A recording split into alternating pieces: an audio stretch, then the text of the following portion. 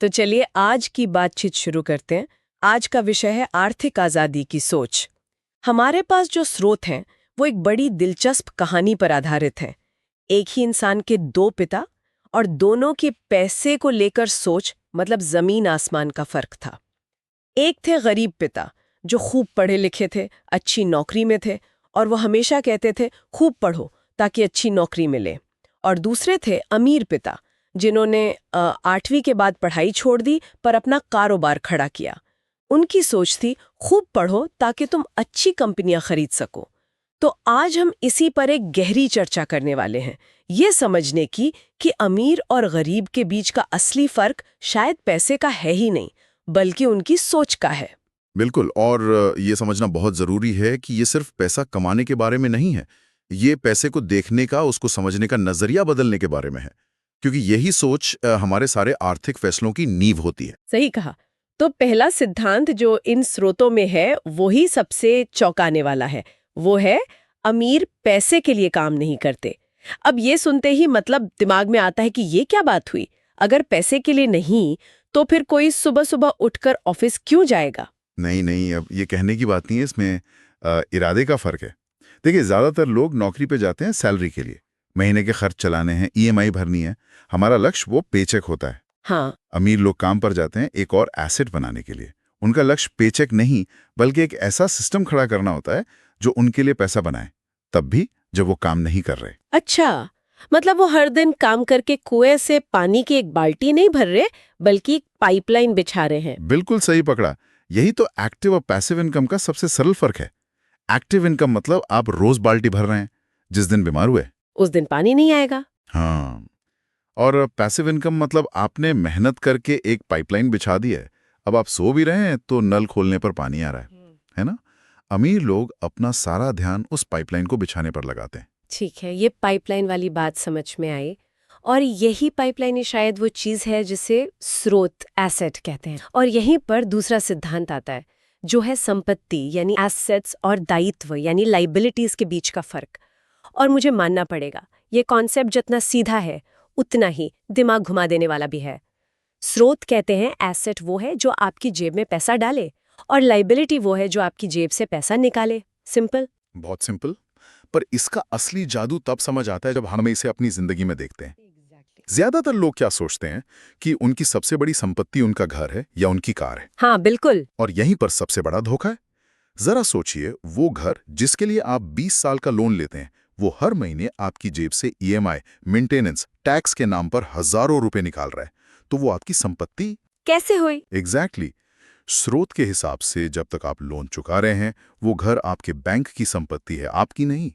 आपकी तो वो देनदारी है, लाइबिलिटी है।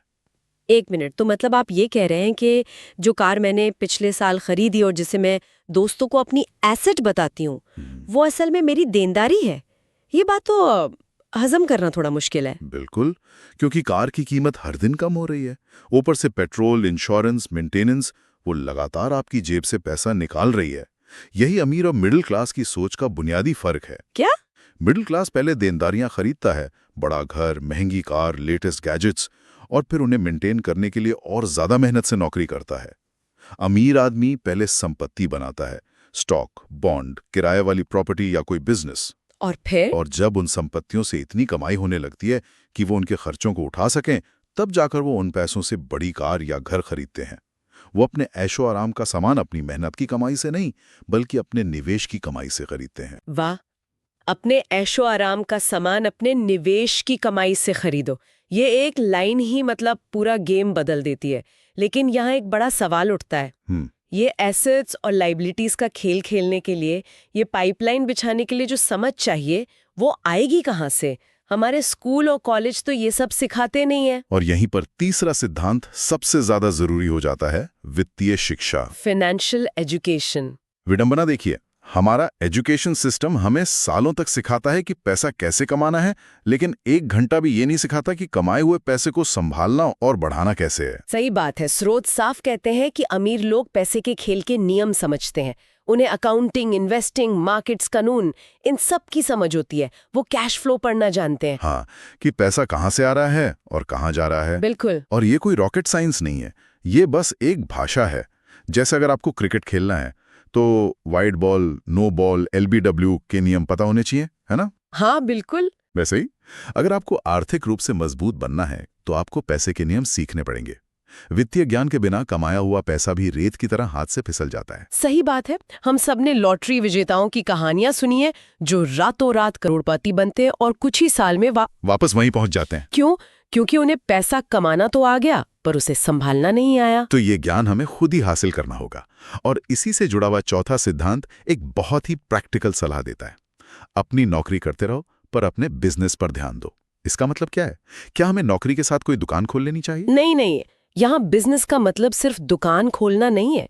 इसका असली मतलब है अपने एसेट वाले कॉलम को मजबूत करना। अच्छा। आपकी नौकरी आपका प्रोफेशन है, आपकी आय का स्रोत है, लेकिन आपका बिजनेस वो है जो आपकी संपत्ति बनाता है। ये स्टॉक मार्केट में आपका पोर्टफोलियो हो सकता है, किराए पर दी गई कोई छोटी सी प्रॉपर्टी हो सकती है, या कोई ऑनलाइन साइड हसल भी हो सकता है। बिल्कुल।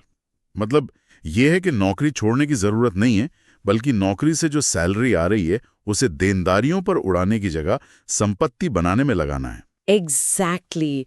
अपनी आय के लिए सिर्फ एक स्रोत, मतलब सिर्फ नौकरी पर निर्भर रहना एक पैर वाली कुर्सी पर बैठने जैसा है।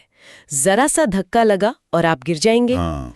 अगर कल नौकरी चली गई तो क्या होगा?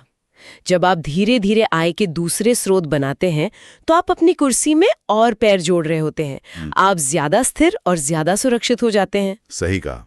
नौकरी से घर चलता है, लेकिन आपके बिजनेस से आपका भविष्य बनता है। ठीक है, ये सारी बातें सुनने में तो बहुत अच्छी और लॉजिकल लग रही हैं। तो फिर हर कोई ऐसा क्यों नहीं करता?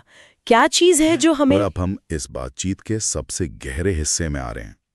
ये पैसों के बारे में कम और इंसानी साइकोलॉजी के बारे में ज्यादा है। स्रोत के मुताबिक हमारे दो सबसे बड़े दुश्मन हैं डर और लालच। डर और लालच? हाँ, यही दो भावनाएं हमसे पैसे से जुड़ी सारी गलतियां करवाती हैं। डर, जैसे नौकरी छूट जाने का डर या फिर पैसा डूब जाने का डर। हाँ, यही डर हमें एक सुरक्षित नौकरी में बांधे रखता है, भले ही हम वहां खुश ना हो। यही डर हमें कोई नया बिजनेस शुरू करने या निवेश करने से रोकता है। हम हमेशा सोचते हैं अगर फेल हो गया तो, अगर पैसा डूब गया तो। मेरा एक दोस्त है, उसके पास एक कमाल का बिजनेस आइडिया था, लेकिन वो नौकरी चली गई तो ईएमआई कौन भरेगा के डर से कभी शुरुआत ही नहीं कर पाया। आज वो वहीं है और उसका आइडिया कोई और इस्तेमाल करके करोड़ों कमा रहा है। ये डर इतना शक्तिशाली होता है। और दूसरे तरफ है लालच, जो शायद डर से भी ज्यादा खतरनाक है। बिल्कुल। जब हम देखते हैं कि कोई स्टॉक या क्रिप्टो करेंसी रातों रात ऊपर जा रही है तो लालच हमें अंधा कर देता है। हम बिना सोचे समझे, बिना रिसर्च किए अपना सारा पैसा लगा देते हैं, बस इस उम्मीद में कि हम जल्दी से अमीर बन जाएंगे। तो फंडा ये है कि डर आपको मौके लेने से रोकता है और लालच आपसे बेवकूफ़ी भरे फैसले करवाता है। तो एक सफल निवेशक वो है जो इन दोनों भावनाओं पर काबू रखना जानता है। बिल्कुल। वो तब खरीदता है जब बाकी सब डर कर बेच रहे होते हैं, और तब सावधान हो जाता है जब बाकी सब लालची हो रहे होते हैं। ये पैसे को मैनेज करने से पहले अपनी भावनाओं को मैनेज करने का खेल है। और ये बात हमें छठे सिद्धांत पर लाती है, जो हमारी एक बहुत पुरानी और गहरी धारणा को तोड़ता है। वो ये कि सिर्फ कड़ी मेहनत करने से अमीर बना जा सकता है। स्रोत कहते हैं सिर्फ गधे की तरह काम करना काफी नहीं है, आपको स्मार्ट वर्क करना होगा। सही है। हमारे चारों तरफ ऐसे लाखों लोग हैं जो दिन में 12-14 घंटे मेहनत करते हैं, लेकिन फिर भी आर्थिक तंगी में जीते हैं। और वहीं कुछ लोग हैं जो कम घंटे काम करके भी कहीं ज्यादा कमाते हैं। फर्क मेहनत का नहीं, सोच और दिशा का है। तो स्मार्ट लोग क्या अलग करते हैं? वो सिर्फ काम नहीं करते, वो मौके ढूंढते हैं। वो अपनी गलतियों से सीखते हैं, उनसे डर कर बैठ नहीं जाते। और वो जोखिम लेते हैं, है ना? हाँ, लेकिन यहाँ एक बारीक फर्क समझना जरूरी है। वो जुआ नहीं खेलते, वो सोच समझकर जोखिम लेते हैं, जिसे कैलकुलेटेड रिस्क कहते हैं। अच्छा। जुआरी बिना जानकारी के पैसा लगाता है। एक स्मार्ट निवेशक पहले उस चीज को समझता है, अपना होमवर्क करता है, सबसे बुरे हालात का अंदाजा लगाता है और फिर फैसला करता है। वो जोखिम को खत्म नहीं करता, वो उसे मैनेज करना सीखता है। तो अगर कड़ी मेहनत से अमीर नहीं बनते और पैसा कमाना ही सिर्फ लक्ष्य नहीं है, तो फिर इस सबका आखिरी मकसद क्या है? हम ये सब क्यों कर रहे हैं? और यहीं पर सातवां और आखिरी सिद्धांत आता है। पैसा लक्ष्य नहीं है, सिर्फ एक साधन है। ये सबसे जरूरी बात है। ज्यादातर लोग सोचते हैं कि अमीर बनने का मतलब है बैंक में बहुत सारे पैसे होना, लेकिन अमीर लोगों के लिए पैसा सिर्फ एक टूल है, एक जरिया है कुछ और पाने का। और वो क्या चीज़ है? आजादी, फ्रीडम। पैसे से वो 3 सबसे कीमती चीजें खरीदते हैं। 3 चीज़ें? हाँ? पहली, आज़ादी कि उन्हें रोज सुबह उठकर किसी ऐसी नौकरी पर न जाना पड़े जिसे वो पसंद नहीं करते। दूसरी, वो अपना समय खरीदते हैं। उनके पास ये आज़ादी होती है कि वो अपना दिन कैसे बिताएं, किसके साथ बिताएं। और तीसरी, वो अपने लिए विकल्प खरीदते हैं। जिंदगी में जितने ज्यादा विकल्प किसी के पास होते हैं वो उतना ही ज्यादा आजाद होता है। यानी असली अमीरी समय की आजादी। बिल्कुल। उस स्थिति के बारे में सोचिए जब किसी को अपनी जरूरतों को पूरा करने के लिए अपना समय बेचने की जरूरत नहीं पड़ती। जब आप सुबह उठें और ये फैसला पूरी तरह से आपका हो कि आज आप अपना दिन कैसे बिताना चाहते हैं। पैसे के लिए काम करने की मजबूरी का खत्म हो जाना ही सच्ची आर्थिक स्वतंत्रता है। पैसा सिर्फ उस स्वतंत्रता तक पहुंचने का एक साधन है, मंजिल नहीं। तो चलिए आज की इस पूरी बातचीत के सार को एक बार फिर से समझ लेते हैं। सबसे पहली बात, अमीर बनने के लिए आपकी इनकम नहीं, आपकी सोच बदलनी पड़ती है। दूसरी, असली सुरक्षा किसी नौकरी में नहीं, बल्कि आपके अपने ज्ञान और आपकी अपनी संपत्ति में होती है। सही है। तीसरी, ये समझना कि पैसे डर और लालच की भावनाओं पर चलता है, और जिसने अपनी भावनाओं पर काबू पा लिया उसने पैसे पर काबू पा लिया। बिल्कुल। और आखिर में इस पूरी भागदौड़ का लक्ष्य सिर्फ पैसा इकट्ठा करना नहीं, बल्कि समय और विकल्पों की आजादी हासिल करना है। इन स्रोतों का जो सबसे बड़ा संदेश है वो यही है, अगर आप अपनी सोच नहीं बदलते तो आपकी जिंदगी कभी नहीं बदलेगी। आपकी बाहरी दुनिया आपकी अंदरूनी सोच का ही आईना है। और मैं आज की इस चर्चा को एक अंतिम विचार के साथ समाप्त करना चाहूंगा। इन स्रोतों में बताए गए सारे सिद्धांत सुनने में बहुत सीधे और सरल लगते हैं। संपत्ति बनाओ, देनदारी से बचो, वित्तीय ज्ञान हासिल करो। लेकिन जिंदगी का सबसे मुश्किल निवेश पैसों का नहीं होता। तो फिर किसका होता है? सबसे मुश्किल निवेश होता है अपनी उन पुरानी धारणाओं, आदतों और डर को बदलने में जो हमें बचपन से सिखाए गए हैं। तो असली सवाल ये नहीं है कि अमीर कैसे बने, बल्कि असली सवाल ये है कि क्या हम वो सब कुछ भुलाने के लिए तैयार हैं जो हमने आज तक पैसे के बारे में गलत सीखा है।